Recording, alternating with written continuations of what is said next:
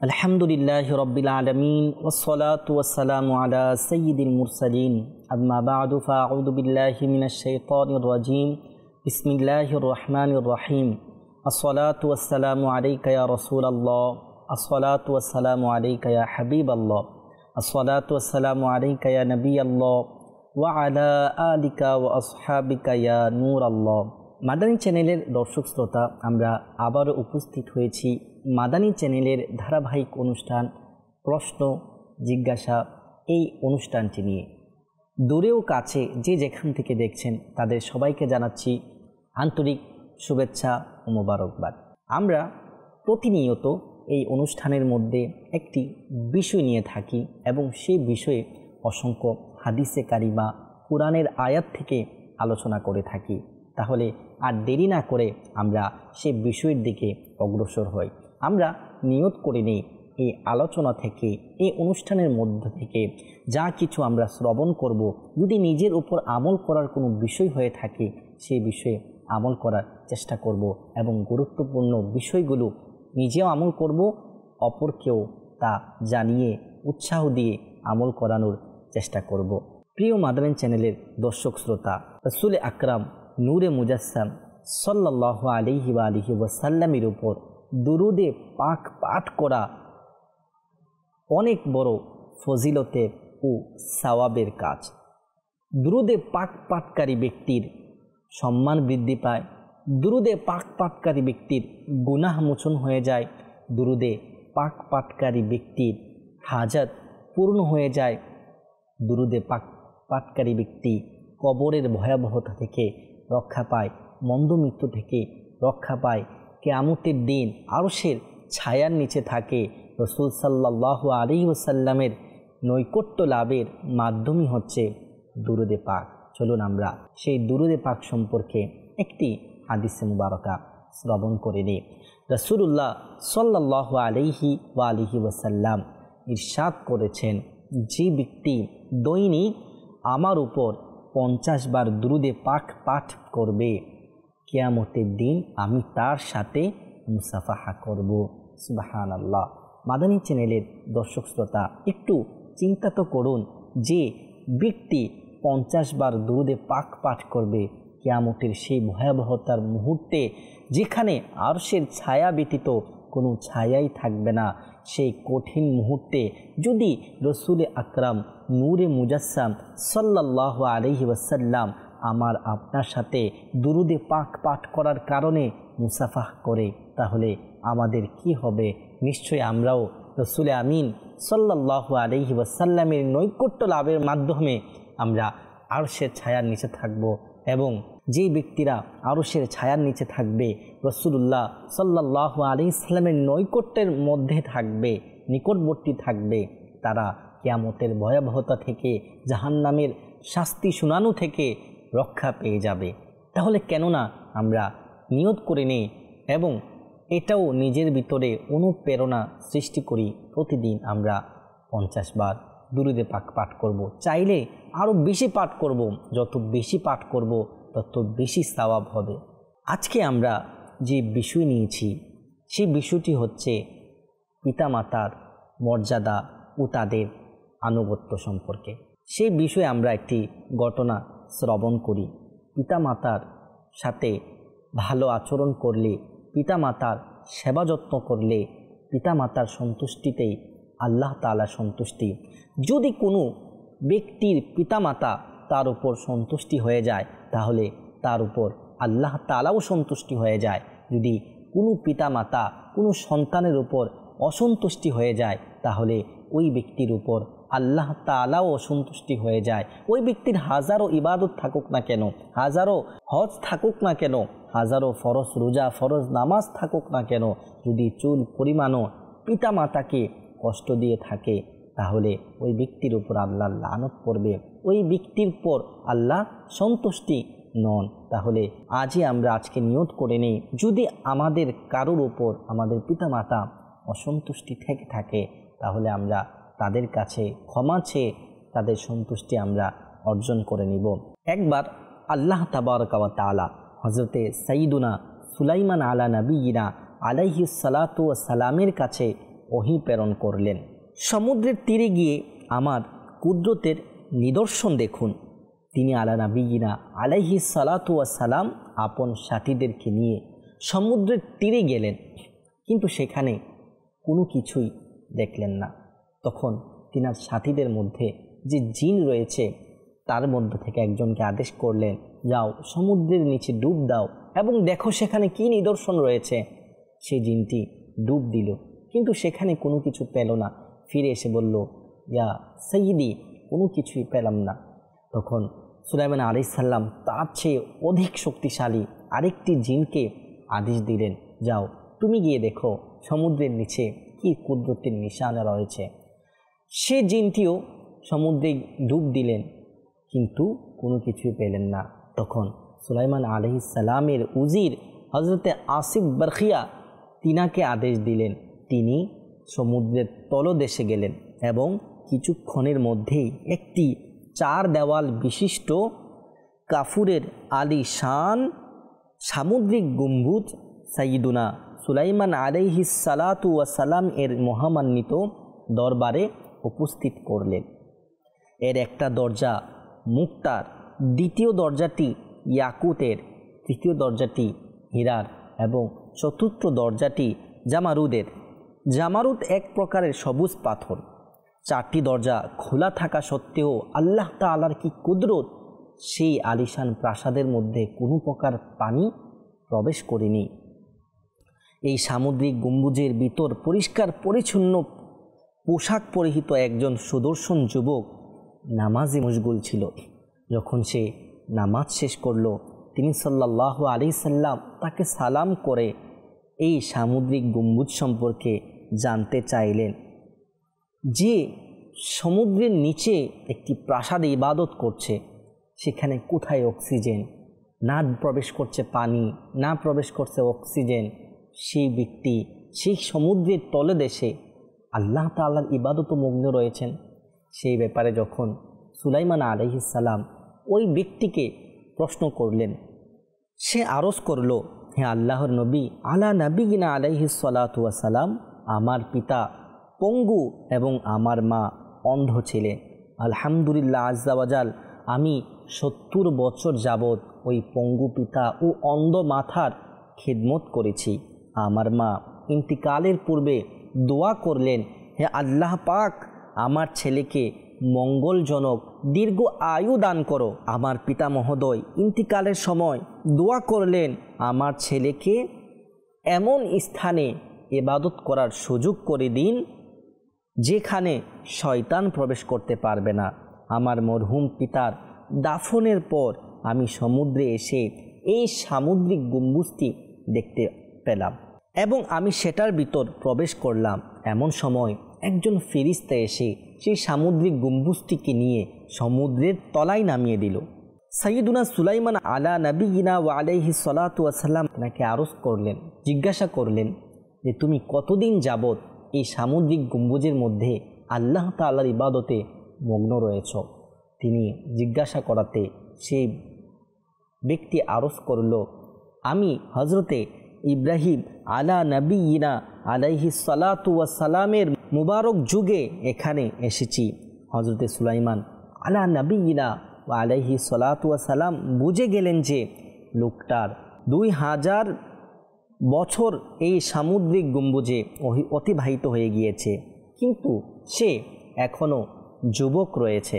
তার একটা চুলও সাদা ছিল না। খাবারের সম্পর্কে যখন তাকে জিজ্ঞাসা করা হলো, তুমি এখানে থাকছো, পানির নিচে থাকছো, এখানে ইবাদত করছো, তোমার খাবারের কি ব্যবস্থা? তখন সে বলল, প্রতিদিন একটি সবুজ পাখি ঠোঁটে করে হলুদ বর্ণের কিছু নিয়ে আসে, আমি সেটা খেয়ে নিই। সেটার মধ্যে দুনিয়ার সকল কিছুর স্বাদ থাকতো, সেটার দ্বারা আমার ক্ষুধাও মিটে যেত, আমার পিপাসাও মিটে যেত। তাছাড়া আলহামদুলিল্লাহ গরম, শীত, নিদ্রা, অলসতা, তন্দ্রাভাব, একাকিত্ব এবং ভীত সংস্ত্রতা এবং এইসব কিছুই আমার কাছে আসতো না, সব কিছুই আমার থেকে দূরে থাকতো। এরপর ওই যুবকের ইচ্ছা অনুযায়ী সুলাইমান আলা নবিয়িনা আলাইহিস সালামের হুকুম পেয়ে হজরতে আসিফ বিন বরখিয়া রহমাতুল্লাহি তাআলা আলাই সামুদ্রিক গম্বুজকে উঠিয়ে সমুদ্রের তলায় পৌঁছে দিলেন। এরপর হযরত সাইয়্যিদুনা সুলাইমান আলা নবীনা আলাইহিস সালাতু ওয়াসসালাম বললেন, হে লোকেরা, আল্লাহ আপনাদের সকলের উপর দয়া করুন। আপনারা দেখলেন তো পিতামাতার দোয়া কিভাবে কবুল হয়। পিতামাতার অবাধ্যতা থেকে বেঁচে থাকুন। মাদানী চ্যানেলের দর্শক শ্রোতা, এই ঘটনা থেকে আমরা শুনতে পেরেছি পিতামাতার দোয়ার কারণে, পিতামাতার খেদমত করে সন্তুষ্টি অর্জন করার কারণে আল্লাহ তাবারক ওয়া তাআলা কেমন মর্যাদা, কেমন শান শওকত তাকে দিয়েছেন। 2000 বছরদেরও পানির নিচে থেকে আল্লাহর ইবাদত করেই যাচ্ছেন, কোনো কষ্ট, কোনো কিছু তাকে গ্রাস করতে পারছে না।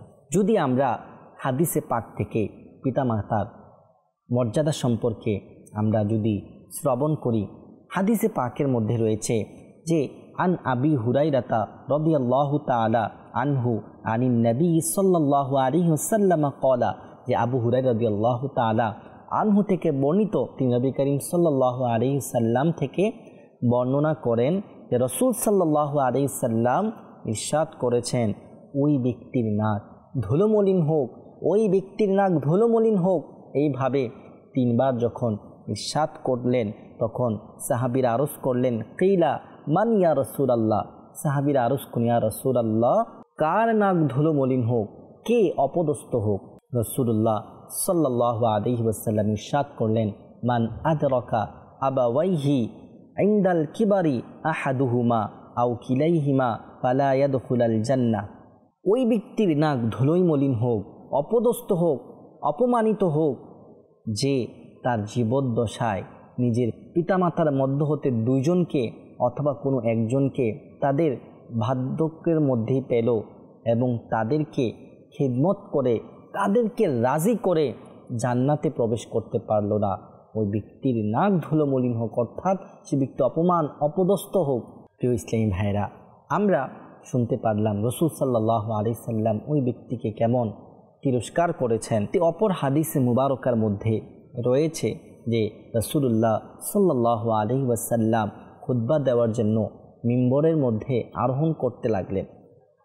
তখন ফাকালা হিনা ইরতাকা দারাজাতান আমিন, যখন রাসূলুল্লাহ সাল্লাল্লাহু আলাইহি ওয়াসাল্লাম মিম্বরের প্রথম সিঁড়িতে আরোহণ করলেন তখন বললেন আমিন।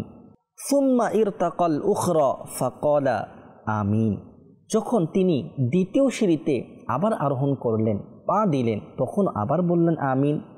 অতঃপর সুম্মা ইরতাকাস সালিসাতা ফাকালা আমিন, যখন তৃতীয় সিঁড়িতে পা রাখলেন তখন রাসূলুল্লাহ সাল্লাল্লাহু আলাইহি সাল্লাম আমিন বললেন। অতঃপর যখন রাসূলুল্লাহ সাল্লাল্লাহু আলাইহি সাল্লাম খুতবা শেষ করে মিম্বর থেকে নামলেন তখন সাহাবীরা আরজ করলেন, ইয়া রাসূলুল্লাহ, লাকাদ সামি'না মিনকা কালামাল ইয়াউমা মা কুন্না নাসমাউহু ক্বাবলাল ইয়াউম। ইয়া রাসূলুল্লাহ সাল্লাল্লাহু আলাইহি সাল্লাম, আজকে আপনার কাছ থেকে এমন কিছু শুনেছি, এমন কিছু আমরা আজকে দেখেছি যা ইতিপূর্বে কখনো শুনিনি। তখন আল্লাহ রাসূল সাল্লাল্লাহু আলাইহি সাল্লাম ইরশাদ করলেন, জিবরাইল আমিন আমার নিকট উপস্থিত হলেন যখন আমি মিম্বরে উঠছিলাম। ফাকালা জিবরিল, জিবরিল আলাইহিস সালাম বললেন, বাউদা মান আদরাকা আবাওয়াইহি ইনদাল কিবারি আও আহাদুহুমা লাম ইয়াদখুলাহুল জান্নাহ। কুলতু আমিন, আমি যখন মিম্বরের প্রথম সিঁড়িতে আরোহণ করলাম, জিবরাইল আমিন এসে হাজির হয়ে তখন সে আমাকে বলল, ইয়া রাসূলুল্লাহ সাল্লাল্লাহু আলাইহি ওয়া আলিহি ওয়াসাল্লাম, ওই ব্যক্তি ধ্বংস হোক যে নিজের পিতামাতার মধ্য হতে কাউকে পেল অথবা 2 জনকে পেল এবং সে তাদের সন্তুষ্টি অর্জন করে, তাদের খিদমত করে জান্নাতে প্রবেশ করতে পারল না। তখন আমি বললাম আমিন।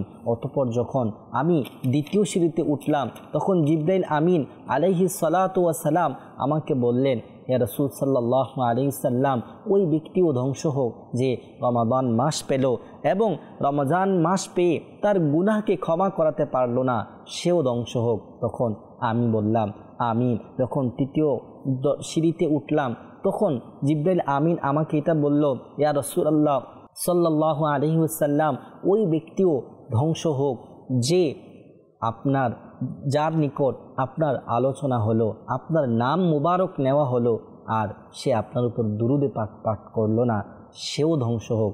আমি তখন বললাম আমিন। আমরা নিজেদের মা বাবাদের সাথে সদ্য ব্যবহার করব, তাদের খেদমত করব।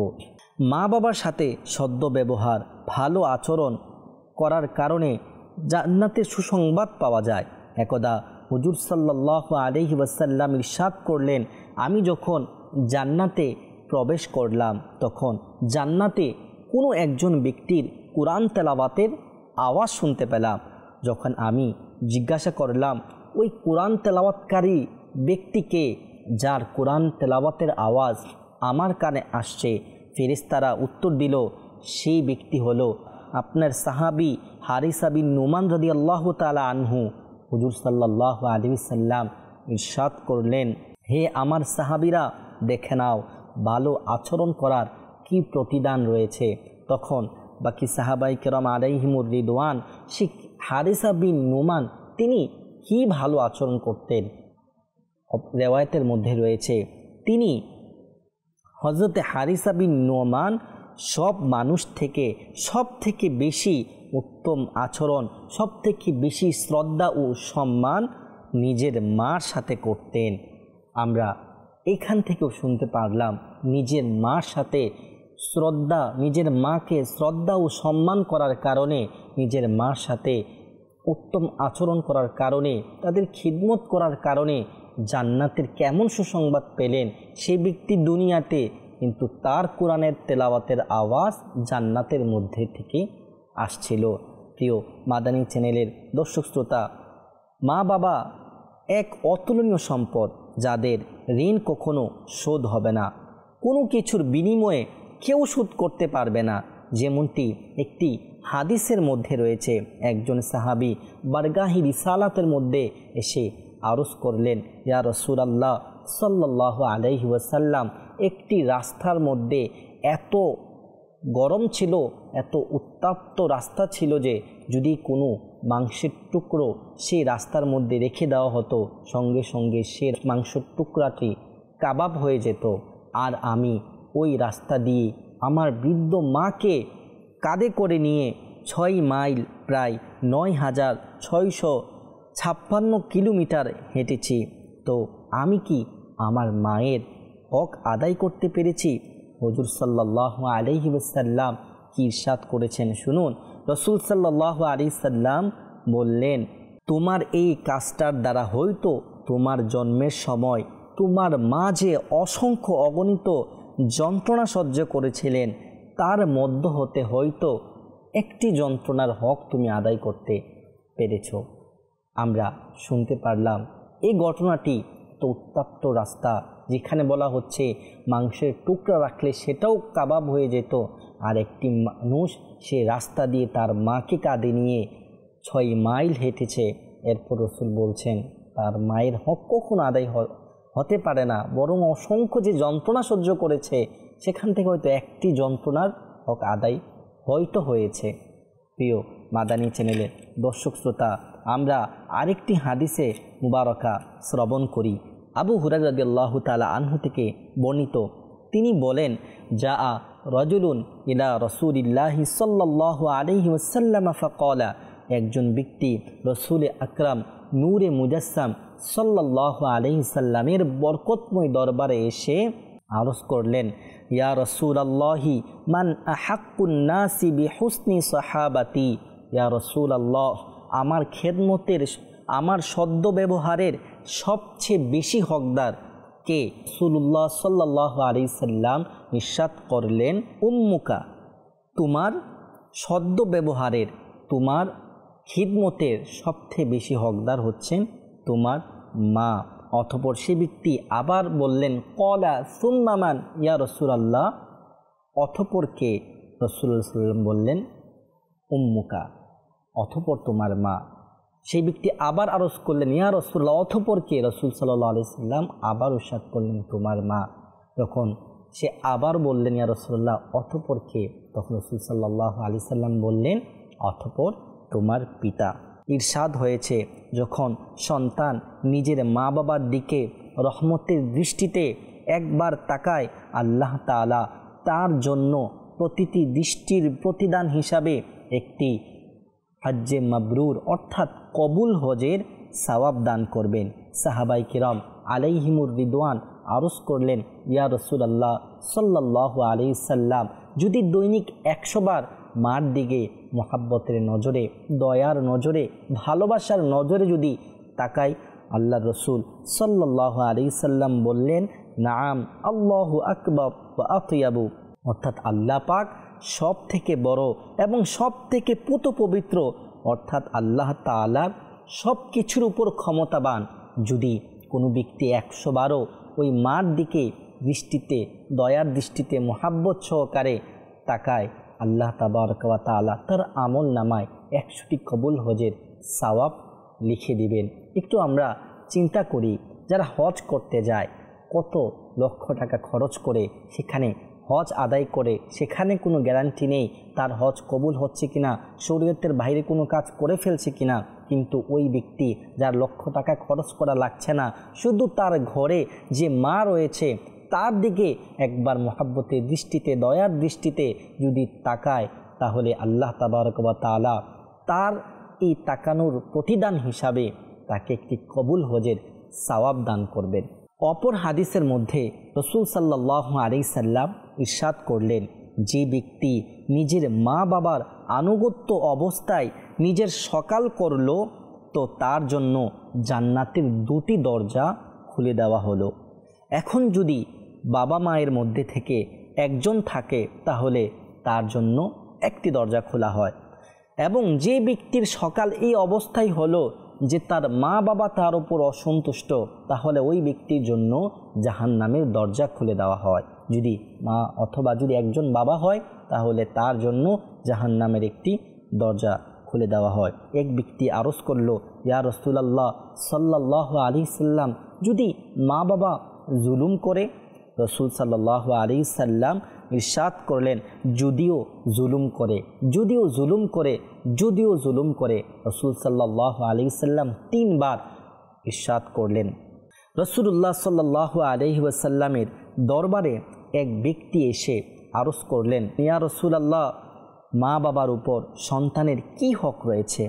ইরশাদ করলেন, হুমা জান্নাতুকা ওয়া নারুকা, তারাই হচ্ছে তোমার জান্নাত এবং জাহান্নাম। এই হাদিস থেকে আমাদের কি মেসেজ দেওয়া হচ্ছে? এটাই বোঝানো হচ্ছে তাদের সন্তুষ্টিতে আল্লাহর সন্তুষ্টি, তাদের অসন্তুষ্টিতে আল্লাহর অসন্তুষ্টি। মাদানী চ্যানেলের দর্শক শ্রোতা, আমরা মা বাবার ফজিলত সম্পর্কে হাদিস শ্রবণ করেছি। আমরা দেখা যায় আমরা অনেকেই মার সাথে তো ভালো আচরণ করি, কিন্তু পিতার সাথে অবাধ্যতা করি, পিতার সাথে আমরা ভালো আচরণ করি না। মাকে যেমন মোহাব্বত করি, মাকে যেমন ভালোবাসি, পিতার সাথে আমরা ওইরকম মোহাব্বত, শ্রদ্ধা ও সম্মান আমরা দেখাই না। শুনুন পিতা সম্পর্কে হাদিসে পাকের মধ্যে কি ইরশাদ হচ্ছে। রাসূলুল্লাহ সাল্লাল্লাহু তাআলা আলাইহি ওয়াসাল্লাম ইরশাদ করেছেন, পিতার সন্তুষ্টিতেই আল্লাহ তাআলার সন্তুষ্টি এবং পিতার অসন্তুষ্টিতেই আল্লাহ তাআলার অসন্তুষ্টি। অপর হাদিসের মুবারকার মধ্যে ইরশাদ হচ্ছে, পিতার আনুগত্য আল্লাহ তাআলারই আনুগত্য এবং পিতার অবাধ্যতাই আল্লাহ তাআলার অবাধ্যতা। আরেকটি হাদিস মুবারকার মধ্যে ইরশাদ হচ্ছে, পিতা হচ্ছে জান্নাতের দরজাগুলোর মধ্যবর্তী দরজা। চাও তো তা নষ্ট করে দাও এবং চাও তো তা হেফাজত করো। মাদানী চ্যানেলের দর্শক শ্রোতা, হাদিস থেকে শ্রবণ করতে পেরেছি শুধু মার সাথে নয়, বাবার সাথেও আমাদের ভালো আচরণ করতে হবে।